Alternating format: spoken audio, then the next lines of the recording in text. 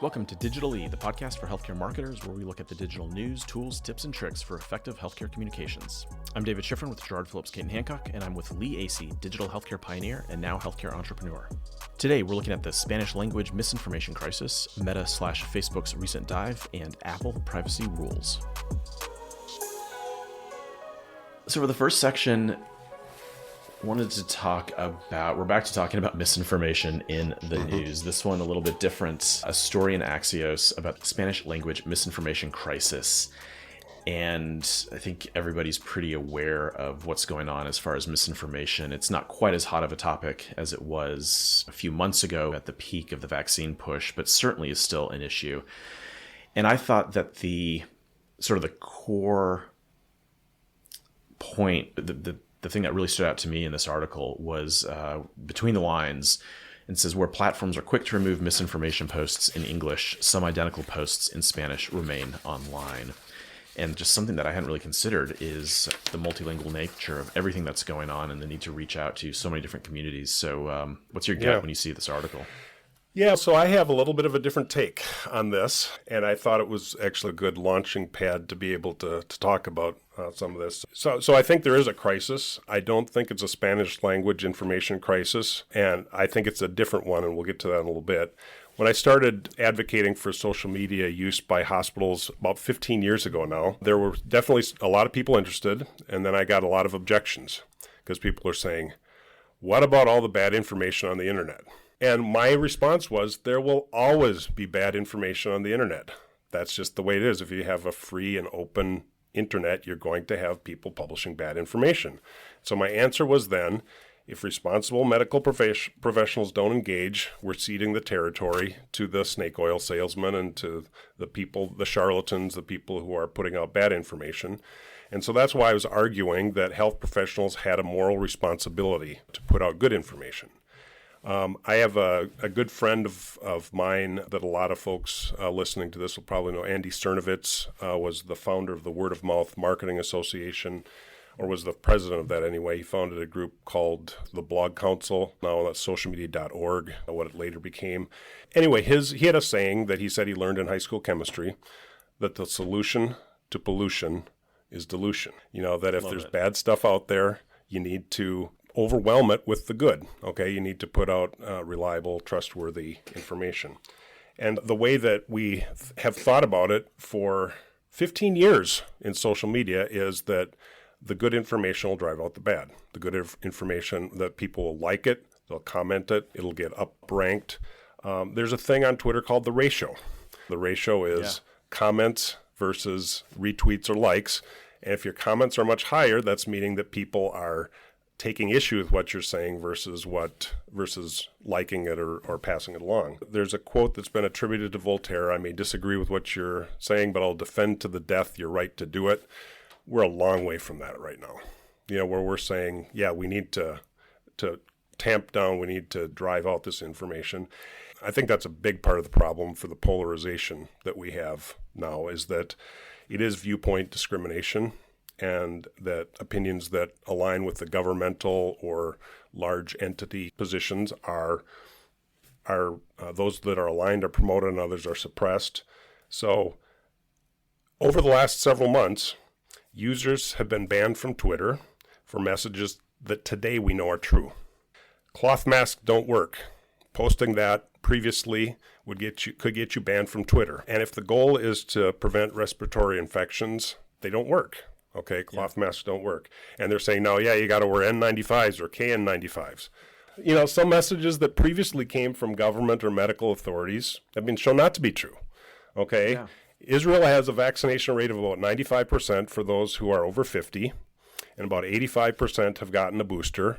And as of February 3rd, COVID deaths are at an all-time high in Israel. Okay, the President of the United States, the current one, not the previous one, the head of the CDC, and a whole bunch of others have previously said, and the tweets are still up, if you get vaccinated, you won't catch COVID and you won't spread COVID.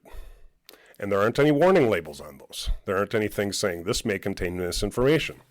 So I think those messages are still up. And I think another issue, in addition to this alleged Spanish misinformation crisis, is if you can't be heard on the normal platforms where everybody's speaking, well, if you park your truck on a bridge and don't move it, and it's a bridge between two countries, people are going to pay attention. They're going to listen. You're going to get noticed. Yeah. So I think the fact that things are being suppressed, pushing down on that is kind of why we get, and I know in a future segment, we'll get into talking about some of these other platforms, Getter or Parler and others, but the reason those spring up is because the more mainstream platforms are suppressing it.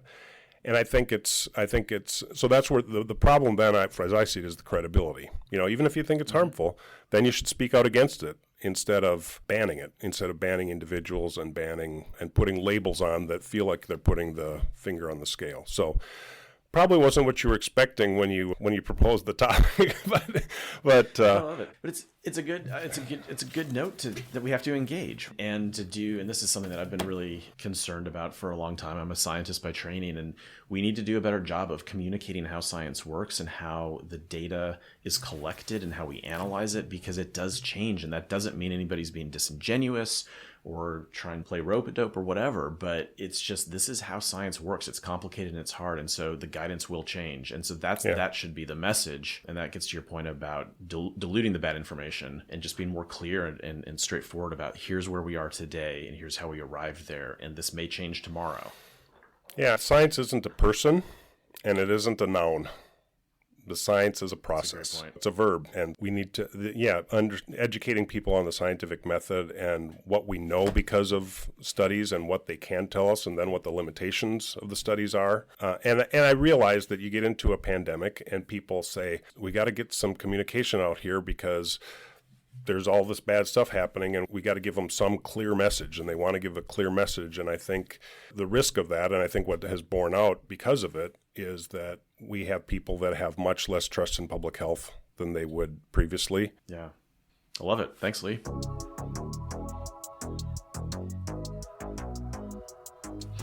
Let's look at the platform of the week. Meta, the artist formerly known as Facebook, the artist formerly known as Mark Zuckerberg's dorm room. A lot of stories going around recently about how the number of active users has dropped for the first time ever, and as a percentage of total users, it's pretty minuscule, but it did drop. It's never happened before. Their earnings are down. Their market cap took a hit largely, or at least in part, because of Apple's privacy rules, which I think a lot of folks listening as marketers are going to be aware of. It's something we're watching here. So is this a big New York Times headline story that's a big story because it's a massive company, or is this something that digital marketers in healthcare need to be paying close attention to for potential issues?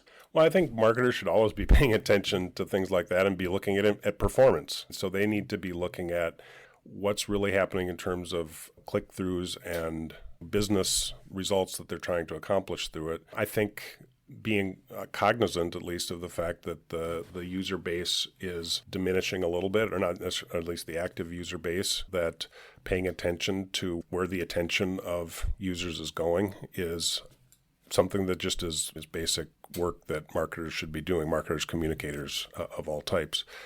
I think that, getting back to the previous issue we talked about, when you have I think one of the reasons behind, this is a hypothesis, okay, this is a guess even, that 50%-ish, maybe it's 48% of people, and maybe 40% that are pretty strongly feeling that way, are saying, this is a platform that's not friendly to me, or that is going to put a label on things that I agree with that says this might be a misinformation. I think people then maybe hold back and just say, okay, well, I'll share my kid pictures and watch the grandkids, but maybe are less likely to. It just takes a little bit of the luster off, I think.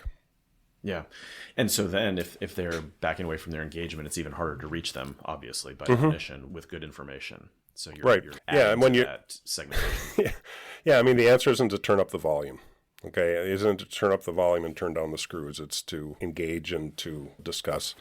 And I recognize that, having worked in the healthcare system, and where you're posting the messages that you're being given to post. And there definitely there's unpleasant conversations that are happening there, the way it is right now, for sure. Okay, so we'll just keep an eye on it and watch the numbers and See what happens next time Zuckerberg Yep. testifies before Congress.